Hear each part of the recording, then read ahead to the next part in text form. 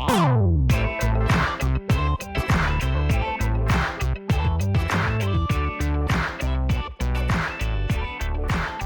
everybody, and welcome to the last IT podcast in the world, where we talk about IT, business, and lots of other stuff. I'm David. He's Derek. How you doing, Derek? Doing well.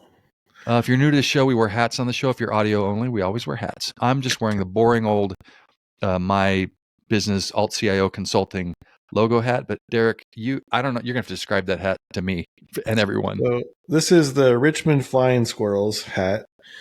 Minor League Baseball has a bunch of great obscure mascots, and I kind of like their hats. And so this was my Christmas present from my daughter. It's got a squirrel with a baseball uniform on, running across the bill of the hat. So yeah, is the head a baseball? I think it's just a squirrel that's very just a big-headed large. squirrel. Yeah, big-headed just a big cartoon squirrel on a red background. Yeah. All right. Well, good. That's the hat. Hey, speaking not of that at all, so I'm struggling for a good transitional sentence here, but I was watching a show, a series, and it had a little IT thread. So this is hashtag IT in popular culture. We should do, and not like in the obvious places, not like in the obvious places. So, have you heard of a show called Silo? Yeah, I like that show. Have you watched it? Yeah. Have you watched the whole? There's only one season, right? Yep, I made it to the end. Yep. Yeah, I like that show too. I think it's on Apple TV Plus. Yeah. Their weird name for their streaming service. So there might be. This is a mild spoiler. So if you want to turn off the podcast or skip, I'll put a chapter mark so we go to the next segment. It's not really a spoiler. Let's just say, well, first of all, it takes place in the future, correct? Yes. And I think I did some Googling. It's like the year 2400, right? Yeah. And just tell people just the general premise of the show. Why it's called Silo, for example. So yeah, everyone lives in a silo. They can't leave. They don't know why they can't leave the silo, but they know it's not safe for them outside the silo. So there's this enormous silo, something like 10,000 people, I think. 10,000. Living on it. And they're all in levels. They're all in levels. So to be clear, it's a below ground silo. It's not like a grain silo. Right. It's like a missile massive silo. Below ground, more like a missile silo, but not a missile silo. It was built. It was mysteriously built by they don't know who. Right. They've lost the oral tradition about how that happened. Yep, exactly. So it's about 10,000 people living on like 140 levels of a silo.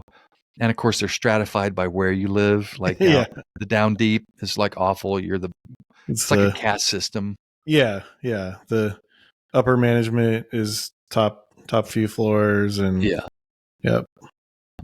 Real quickly, have you ever noticed that the future always seems to be dystopian when we're talking about the future in art and drama? It's dystopian. Yeah, not utopian. Yeah, I was thinking about that. If you brought someone from even 50, let's say 75 years ago, and they saw what we were doing and saw what we were doing on our phones, and like that our cars kind of quasi self-drive now, they would think that was utopia.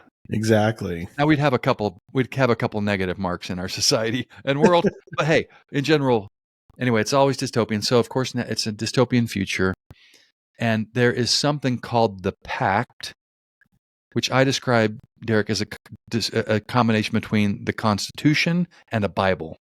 Mm-hmm. Yeah, it's a book. Yeah. The founders, someone way long ago, made all these rules, and you have to live by the rules in the Pact.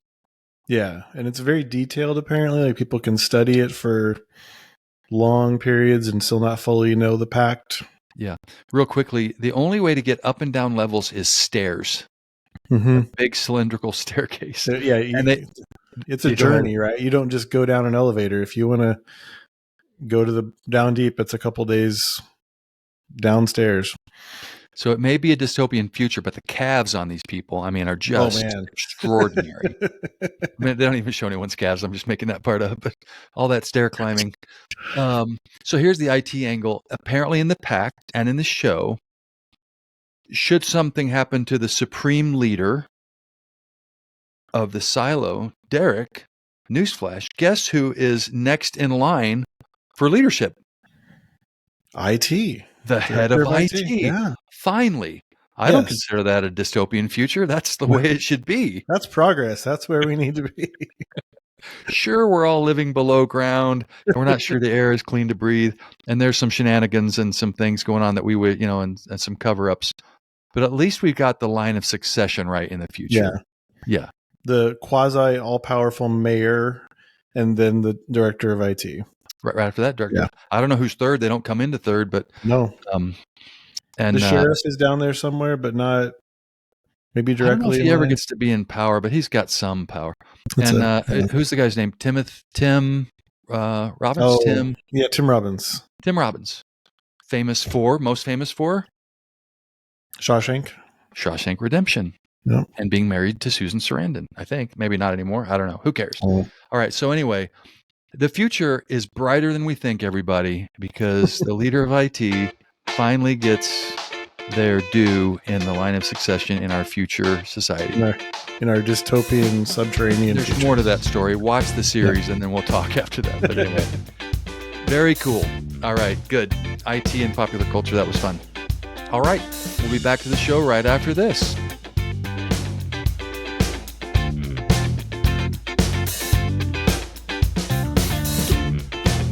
Hey, everybody, and welcome back to the last IT podcast in the world.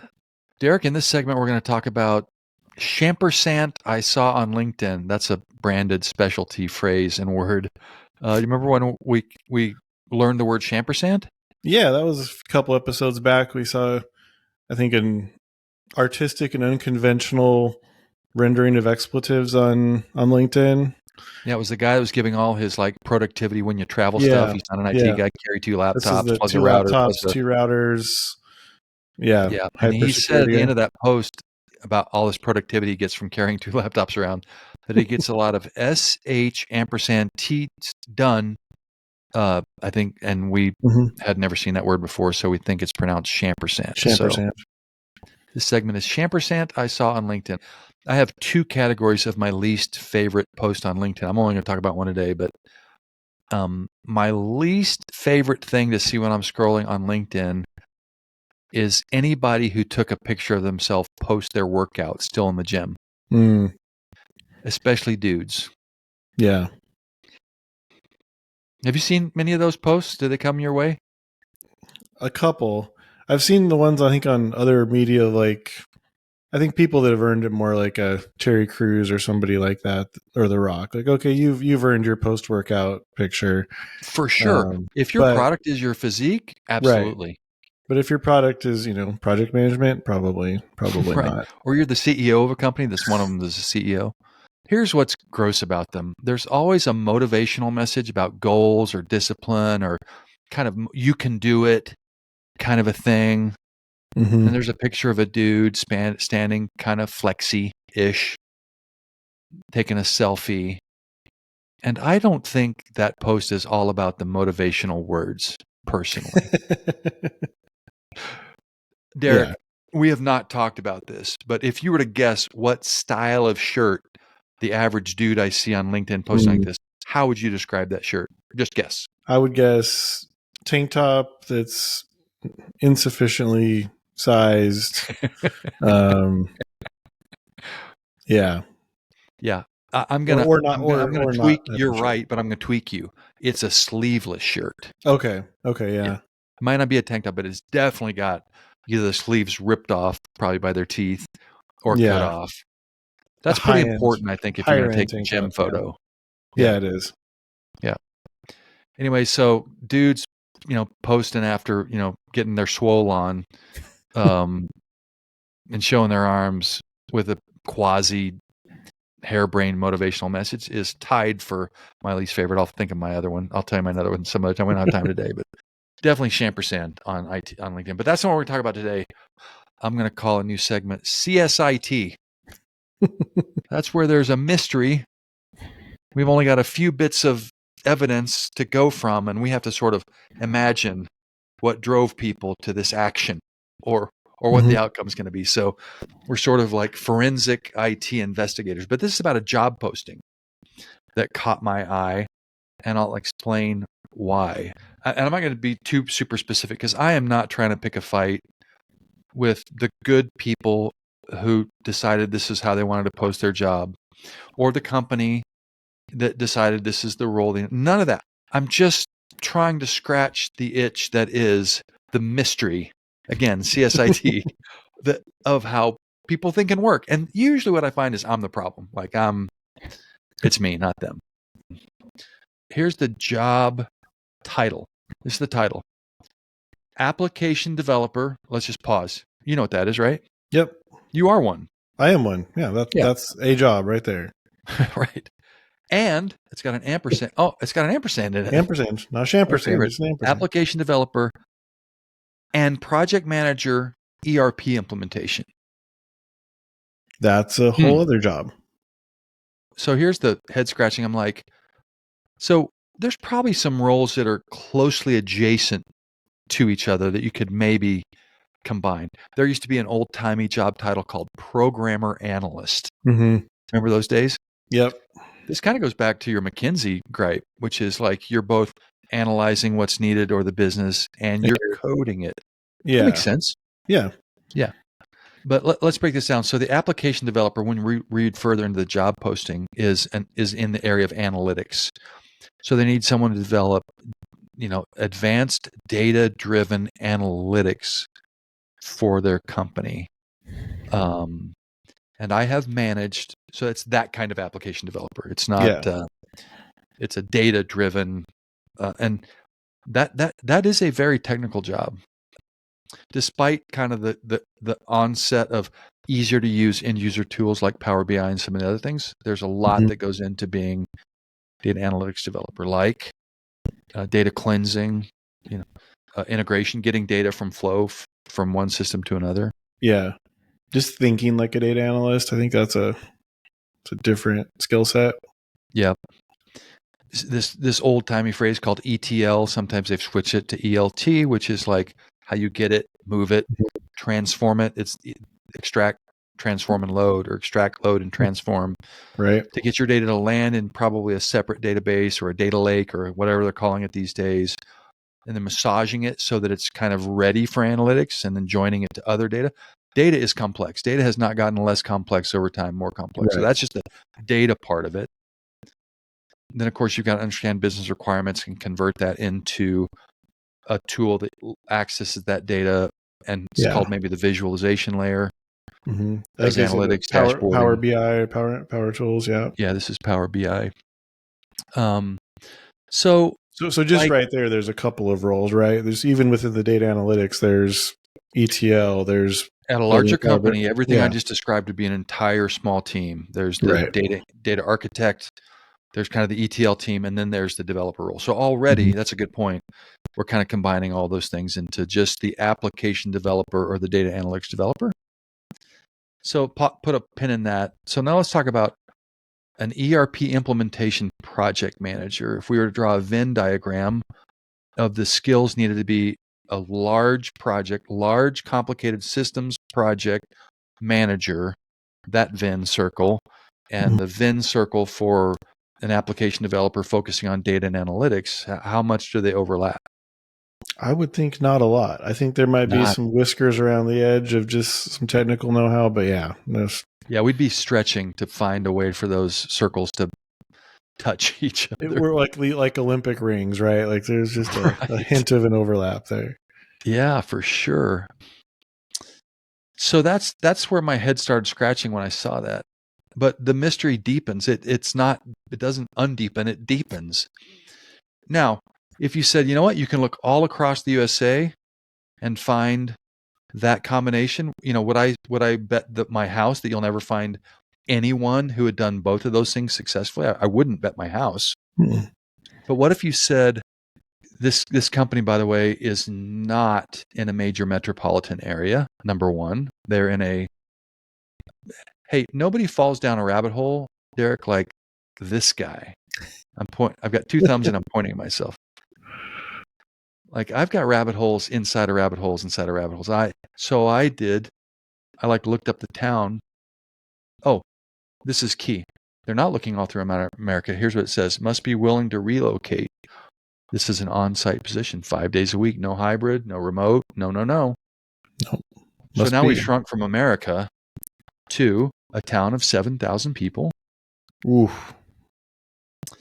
In a county, this is see what the rabbit hole I fell in? Mm-hmm. The county, 20,000 people. That includes the 7. So if you expanded the county, you've got 13,000 more people. And by my estimation, they are 45 minutes to an hour and 15 minutes from a few small to large metropolitan areas. Okay. So they're not right outside a big city. They're an hour from a big city. They're 45 minutes from a medium city. And then they're about an hour and change from another medium city where they might draw from labor. Right. If you relocate for that job, you are relocating for that job. Yep. There's no. And they ask for things like PMP certification would be a plus. They ask for a college degree. So PMP is project management professional certification. Those are hard to get. Those are well earned. Here's the other. So we just keep peeling the mystery layer. Salary range. I'm like, wow, this is a unicorn. So probably they know they're going to have to pay for it. Salary band, $65K to $85K. Oof. For someone who can manage successfully complex ERP implementations, plus be at least a decent data application developer, plus application developer, report developer, plus.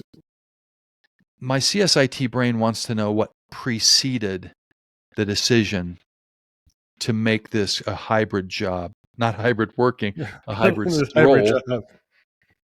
Like you're a forensic IT qualified investigator. What? So here's my theory. There was a guy, and I mean, I'm surprised the role doesn't mention the name. Like this sounds like there was a person that maybe they hired out of college 20 years ago that kind of learn one of these things, learn another one of these things, ended up doing both of these jobs for them for a while, and said person retired or finally moved on, realized he was underpaid by half, and moved on to greener pastures. So because this looks like something that sort of organically grew at this organization over the course of a long time. That they hired somebody cheap, they learned the business, they just did whatever they were asked, and now they have this Frankenstein's monster of a role that they cannot fill. You know, one of the things I really appreciate you is how bright your soul is compared to my dark heart. I really do. Like, I love the sunshine that you shine on my decrepit, dark soul. Because that is not my theory at all. Here's my theory. The leader of IT has been lobbying for 2 roles for 3 years. And, just beating down doors and can't get them approved. And they're growing, let's say, and they really need, he fairly needs these things. And this is where it gets dark. The CEO, making all this up, by the way, we don't know anything about it. So, ended up meeting with the CEO because it's not a big company. And the CEO had a great idea. Look, you can't afford 2 roles. So why don't you combine them? And the IT manager, instead of saying to the CEO, that is not a practical idea with these 2 set of skills. It's like, so something like that. Yeah. This feels like a misinformed committee of some kind. Yeah. Like HR plus the CEO, or HR and the head of IT. I love your theory. Like they've experienced this, so they think it's real. That's so glass half full. God bless you for that, Derek Johnson. And I'm like, nope, this is something like, someone had a great idea. You can't have them both. So what if you munged them into one? Thanks. I got to go. You're welcome for the great idea. Good luck hiring that. And they're like, well, I guess this is what we're doing now. Just a great corporate compromise. No, I could see that too. And if we had more DNA evidence or fingerprints or like skid marks or a boot print for our CSIT team, we could maybe dial that in a little bit more. So let's jump to the other end. I don't know what CSIT is that forecasts what's happening next, but like in like Minority Report land here. Right. Exactly. Yeah, we're going to see the future with what are the three? What are they? What are Oh those yeah. three people called? Oh Yeah, man, I don't know. precogs. David, the word you're looking for here from Minority Report is precogs because they can see and the clairvoyance. I don't know. Anyway, Yeah. moving on. So let's assume that they will hire. They will make a hire. Mm-hmm. And let's just put our chips on the table. They're not going to hire someone who ticks every box in this job. No. So they're going to what do you think they're going to end up with? And especially at that salary band, I'm stunned by the salary band. Now, if you're a little bit, I don't say less urban, you're kind of ruralish or you're away from Yeah. it. I Your know the cost of cost of living's living is lower. different You for can. sure. Yeah. Oh, and it says, it says literally must be willing to relocate. It doesn't say there's relocation, by the way. Just You're going to move on your dime to fill this job. What do you think they get if we were to be a mouse on the wall, fly on the wall? I guess yeah. is what it is. Not mice aren't on the wall. This is where I'll be dark. You're going to get someone, in my opinion, that's willing to lie about all that for a job in that salary band, right? Like, you're not going to find somebody who ticks all those boxes. And so you're going to find somebody that sees that, probably wants to stay local because I don't see anybody relocating for that, Mm-hmm. that's willing to, fudge the truth a little bit to maybe they've got one or the other. Maybe they can do the Power BI analytics side of it. Maybe they've done some project management. Even that I'm a little skeptical of just because of the salaries either of those roles would command. But yeah, that would be my fear if I'm them, is I get somebody that A is willing to lie about what they can do, and B is willing to lie about what they can do for a job in that salary band, which means their other opportunities aren't great. Yeah. I appreciate the darkness. You've made me feel better about myself. I might raise or lower your darkness. I'm not sure which, but I feel like they're going to get somebody that's going to disappoint them no matter what. Yeah.